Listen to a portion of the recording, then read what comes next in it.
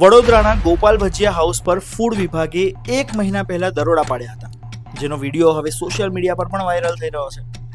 આ દરોડામાં ભજીયા બનાવવામાં ઉપયોગમાં લેવાતા તેલ અને સામગ્રીની ગુણવત્તા પર પ્રશ્નો ઉઠાવવામાં આવ્યા હતા, પરંતુ લોકો પૂછી રહ્યા છે કે 1 મહિના પછી પણ શું વાસ્તવમાં કંઈ બદલાયું છે? શું ફૂડ વિભાગે આ દરોડા પછી કોઈ પગલાં લીધા છે? શું ગ્રાહકોને વધુ સાવચેત બનાવવામાં આવ્યા છે? આ પ્રશ્નો હજુ પણ અનુત્તરિત છે। દરોડા પછી ફૂડ વિભાગે કોઈ જાહેર નિવેદન આપ્યું નથી કે તેઓએ કઈ રીતે આ સમસ્યાને ઉકેલવા માટે પગલાં લીધા છે। ગ્રાહકોને પણ કોઈ સ્પષ્ટ માહિતી આપવામાં આવી નથી કે ભવિષ્યમાં આવી ઘટનાઓને કેવી રીતે અટકાવવામાં આવશે। આવી સ્થિતિમાં ફૂડ વિભાગની કામગીરી પર પ્રશ્નો ઉઠે છે। શું આ દરોડા માત્ર દેખાવ માટે હતા કે પછી વાસ્તવમાં ગ્રાહકોની સલામતી માટે કોઈ ગંભીર પ્રયાસ કરવામાં આવ્યો છે? આ પ્રશ્નોનો જવાબ આપવો હવે ફૂડ વિભાગની જવાબદારી છે।